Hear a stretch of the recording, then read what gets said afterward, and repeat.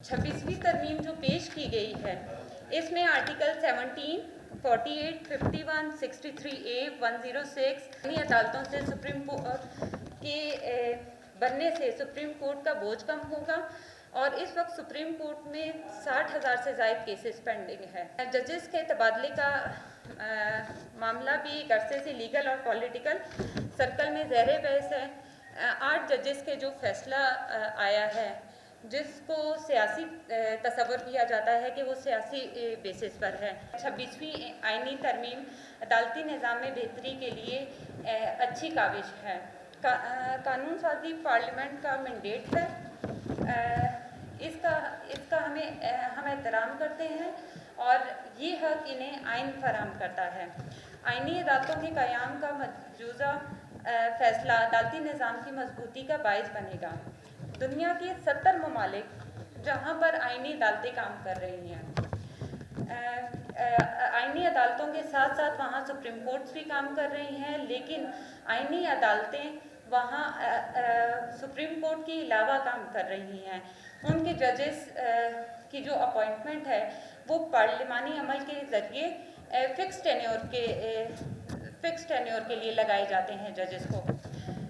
आइन के आर्टिकल 239 के तहत पार्लियामेंट 2/3 अक्सरियत से आइनी तरमीम कर सकती है। हमें पार्लियामान के तकद्दुस को भी देखना है और इसका एहतराम करना है।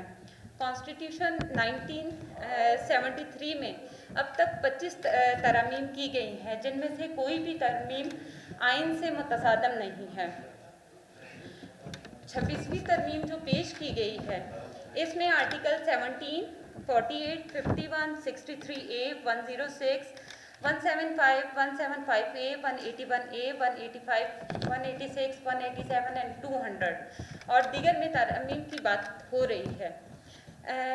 आइनी अदालतों का आर्टिकल 184 और 186 के मुतल्लिक जो केसेस होंगे वो देखेंगे और आइनी अदालतों का क़याम का मुतालबा 2006 में भी चार्टर ऑफ डेमोक्रेसी में किया गया था। ये अदालतें बुनियादी हकूक़, इंट्रा गवर्नमेंटल डिस्प्यूट्स और ह्यूमन राइट्स के केसेस देखेंगी। आइनी अदालतों से सुप्रीम कोर्ट के बनने से सुप्रीम कोर्ट का बोझ कम होगा और इस वक्त सुप्रीम कोर्ट में 60,000 से ज़ायद केसेस पेंडिंग है। जजेस के तबादले का मामला भी एक अरसे से लीगल और पॉलिटिकल सर्कल में ज़ेर बहस है।